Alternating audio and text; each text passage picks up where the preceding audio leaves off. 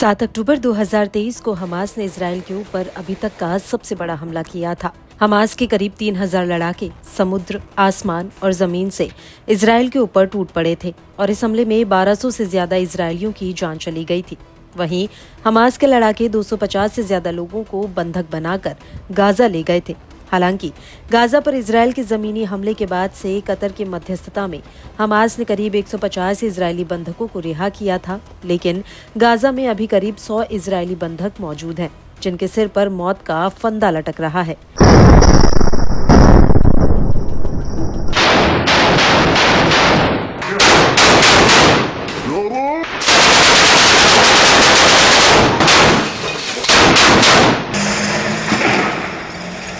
और बंधकों की रिहाई को लेकर पीएम नेतन्याहू लगातार अपने घर में ही घिरते जा रहे हैं।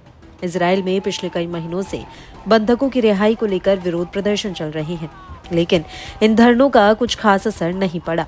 अब ऐसा लग रहा है कि ये मामला नेतन्याहू के लिए बड़ी मुसीबत बन सकता है।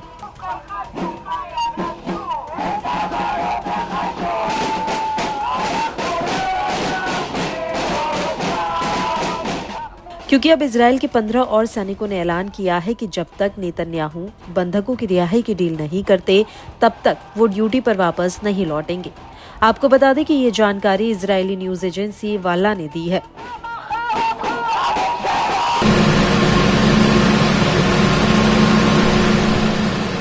न्यूज एजेंसी के मुताबिक सरकार पर दबाव डालने के लिए आईडीएफ के कुछ सैनिकों ने एक मुहिम शुरू की है, जिस पर पहले 138 सैनिकों ने अपने हस्ताक्षर किए थे और अब इस लिस्ट में इन 15 जवानों का नाम और जुड़ गया है। हालांकि इनमें से कुछ सैनिकों का कहना है कि उन्होंने आईडीएफ में अपनी सेवा समाप्त कर दी है, जबकि कुछ सैनिकों ने सरकार को चेतावनी दी है कि वो इसी तरह का फैसला ले सकते हैं।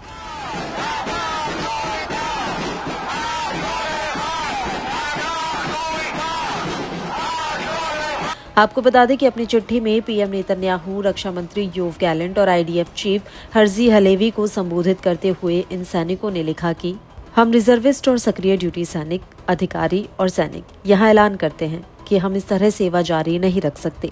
गाजा में युद्ध हमारे भाइयों और बहनों, बंधकों की मौत की सजा देता है।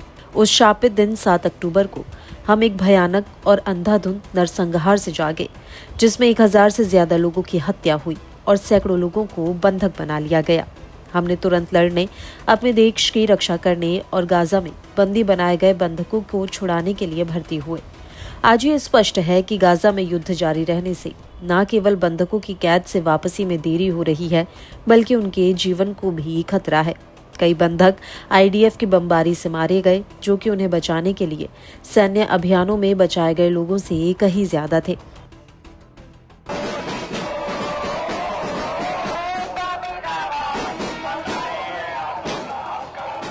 इन सैनिकों ने अपनी चिट्ठी में नेतन्याहू को चेतावनी देते हुए साफ कह दिया, हम जो सेवा कर रहे हैं और जिन्होंने प्रतिबद्धता से सेवा की, अपनी जान को जोखिम में डाला, यहाँ पर ये घोषित करते हैं कि अगर सरकार ने इसकी दिशा नहीं बदली और बंधकों को घर लाने के समझौते को प्रोत्साहित नहीं किया, तो हम सेवा नहीं कर पाएंगे। हम में से कुछ के लिए ये पहले से ही लाल रेखा पार कर चुका है, अन्यों के लिए यह इस रेखा पर पहुंच रहा है और वो दिन करीब है जब हम टूटे दिल से अपनी ड्यूटी पर हाजिर नहीं होंगे।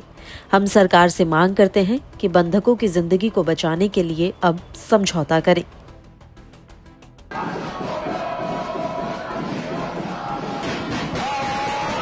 आपको बता दें कि नेतन्याहू को चिट्ठी लिखने वाले कई ऐसे सैनिक हैं जिन्होंने दबे पांव ये बात कही है कि इस कदम को लेकर उन्हें सजा मिल सकती है, या तो उनकी तनख्वाह में कटौती होगी या फिर उनकी नौकरी पर बात आ सकती है।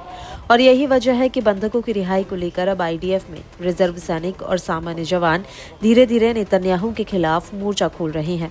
वहीं दूसरी तरफ हाल ही में अमेरिकी विदेश मंत्री एंटनी ब्लिंकन भी नेतन्याहू से मिलने आए थे और अपनी इस मीटिंग में उन्होंने बंधकों की रिहाई की डील करने पर जोर दिया था।